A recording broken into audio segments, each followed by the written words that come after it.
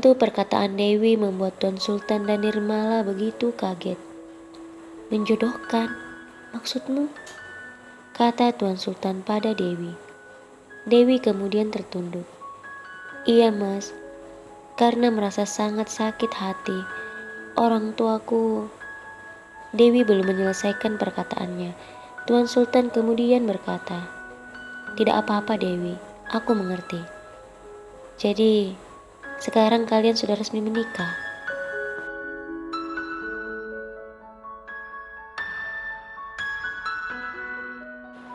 Dewi melihat Agus yang kebetulan juga sedang melihatnya, lalu berkata, "Belum mas, rencana dalam waktu dekat ini."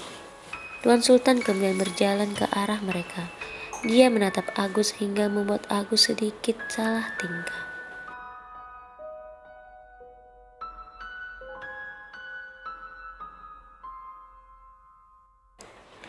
Tidak lama kemudian, Tuan Sultan mengulurkan tangannya kepada Agus dan berkata, "Selamat ya, semoga Dewi bisa merasakan kebahagiaan bersamamu." Agus menyambut tangan Tuan Sultan lalu keduanya tersenyum. Dewi pun tersenyum dan berkata, "Terima kasih mas."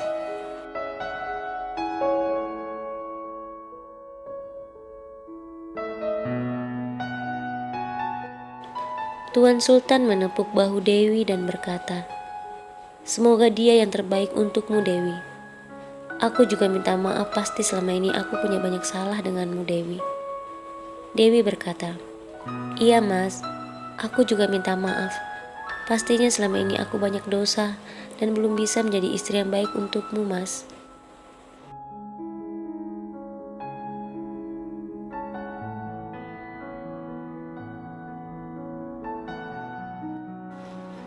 Nirmala yang sejak tadi berdiri melihat pemandangan itu berlari memeluk Dewi.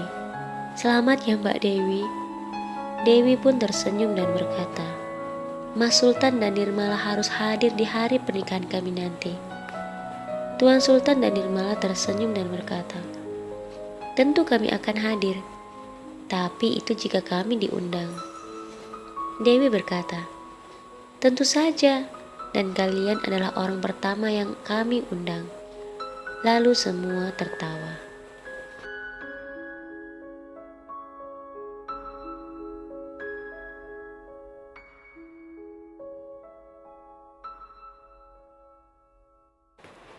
Saat malam hari tiba, rumah itu tampak sepi. Nirmala keluar dari kamarnya dan melihat Tuan Sultan yang sedang duduk termenung di ruang keluarga seorang diri. Nirmala pun menghampirinya dan berkata, "Mas." Tuan Sultan kemudian melihat Nirmala dan merangkulnya. Nirmala kembali berkata, "Semua terasa berbeda, Mas. Biasanya Mbak Laras dan Mbak Dewi di sini bersama kita. Tapi saat ini..."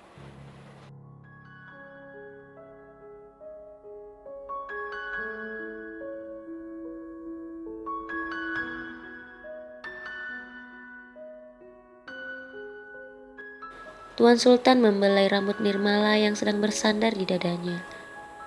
"Takdirku bersama mereka sampai di sini saja, Nirmala. Semoga saat ini Laras tenang di sana, dan Dewi bahagia dengan hidup barunya."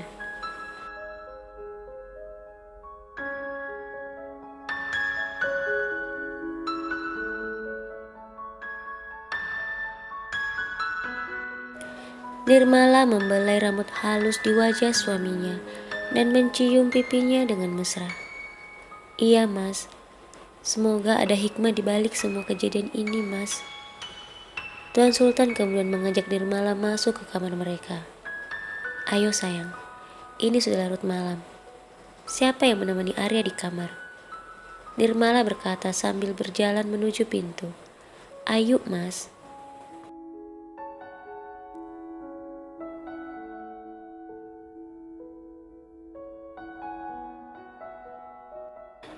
Setelah Ayu keluar, Nirmala memandang wajah anaknya itu sambil tersenyum. Lalu suara Tuan Sultan terdengar. "Apakah kamu akan terus memandang anakmu dan mengacuhkan aku sayang?"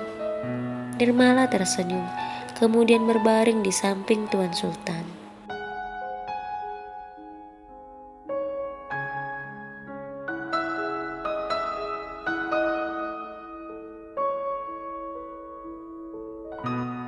Tuan Sultan kemudian berkata, "Jangan pernah tinggalkan aku, Nirmala. Berjanjilah padaku bahwa kita akan sehidup semati." Nirmala kembali membelai wajah suaminya dan berkata, "Aku tak punya kuasa untuk menjanjikan hal itu padamu. Bagaimana jika ajal lebih dulu menjemputku?"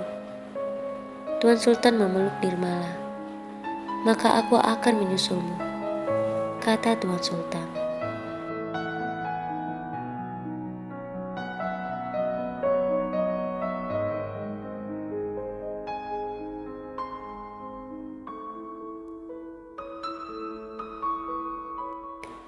Beberapa hari kemudian, Tuan Sultan dan Nirmala menghadiri pernikahan Dewi dan Agus, tentu bersama Ayu dan anaknya Arya.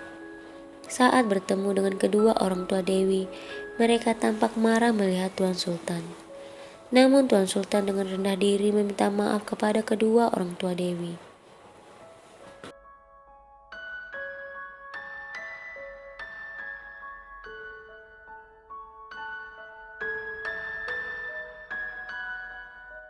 Setelah menjelaskan semuanya dan dibantu oleh penjelasan dari Dewi sebelumnya, akhirnya kedua orang tua Dewi memaafkan sikap Tuan Sultan yang pada saat itu telah mengusir Dewi dari rumahnya.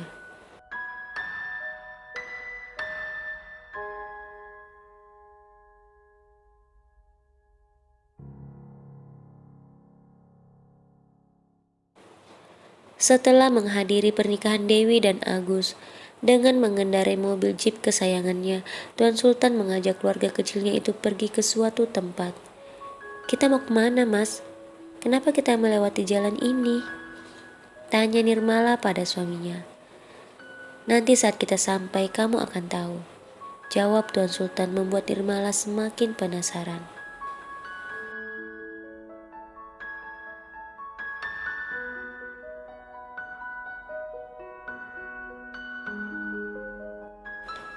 Beberapa menit kemudian, tibalah mereka di sebuah rumah yang sangat besar dan mewah daripada rumah sebelumnya. Saat turun dari mobil, Nirmala yang menggendong Arya kembali berkata, "Mas, ini rumah siapa?" Tuan Sultan merangkulnya dan berkata, "Ini rumah kita yang baru."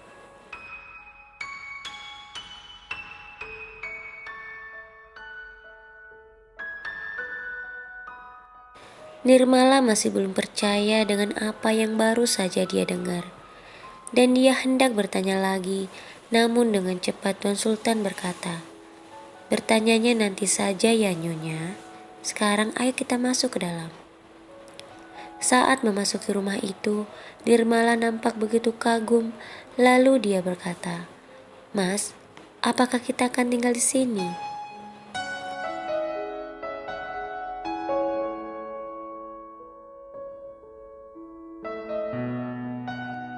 Tuan Sultan berkata, "Iya Nirmala, kita akan tinggal di sini."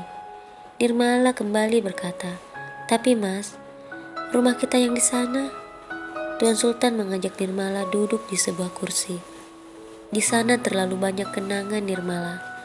Maka dari itu, aku membeli rumah ini untuk membuka lembaran baru bersama keluarga kecil kita. Semoga di sini hidup kita lebih baik dan tidak lagi ada masalah apapun."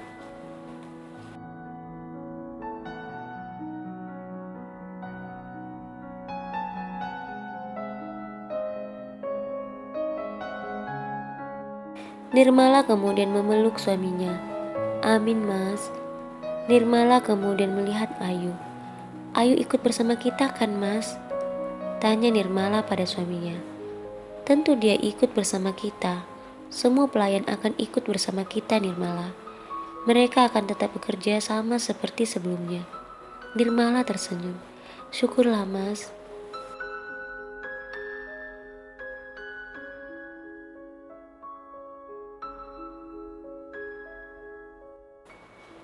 Setelah Laras meninggal, hampir setiap hari Tuan Sultan menyempatkan datang ke makamnya.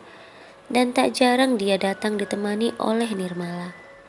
Setelah kurang lebih sebulan, setelah meninggalnya Laras, Tuan Sultan, Nirmala, dan semua pelayannya pindah di rumahnya yang baru.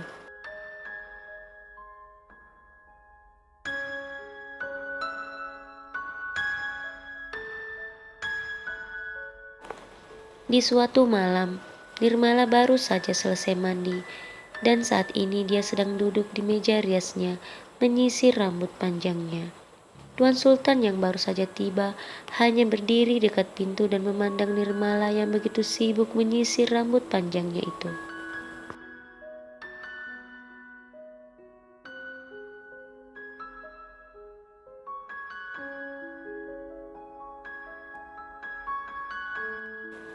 Nirmala yang menyadari suaminya telah datang, langsung berhenti menyisir rambutnya dan menghampirinya. "Sejak kapan kamu datang, Mas?" Tuan Sultan berusaha menggodanya. Dia menggendong Nirmala dan berkata, "Sejak istriku menyisir rambutnya yang sangat indah ini." Nirmala berkata dengan manja, "Oh ya?"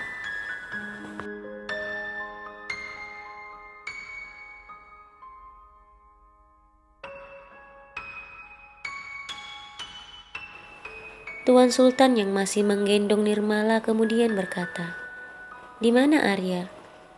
Nirmala menjawab, "Dia bersama Ayu, Mas." Tuan Sultan kemudian berbisik di telinga Nirmala yang membuat Nirmala terlihat geli, apalagi berok Tuan Sultan yang menyentuh pipinya. Itu artinya, ini waktu yang tepat.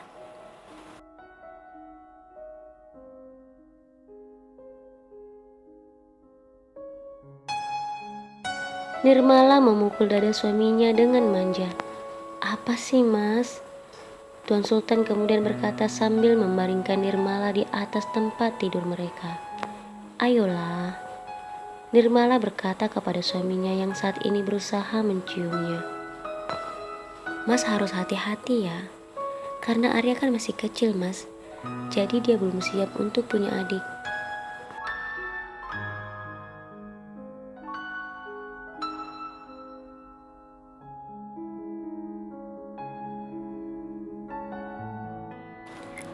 Mendengar ucapan Nirmala, Tuan Sultan langsung teringat dengan perkataan Laras sebelum dia meninggal, yang mengatakan bahwa Laras telah memberi Nirmala ramuan, dan ramuan itu tidak akan bisa membuat Nirmala hamil lagi.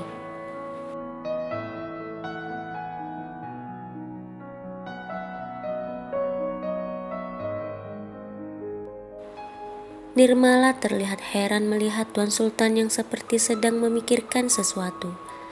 Lalu dengan mesra dia mencium hidung mancung suaminya itu dan dibalas oleh Tuan Sultan dengan mencium bibir Nirmala dengan lembut. Sesekali Nirmala terlihat memejamkan matanya setiap kali bibir Tuan Sultan menyentuh bagian-bagian tertentu tubuhnya.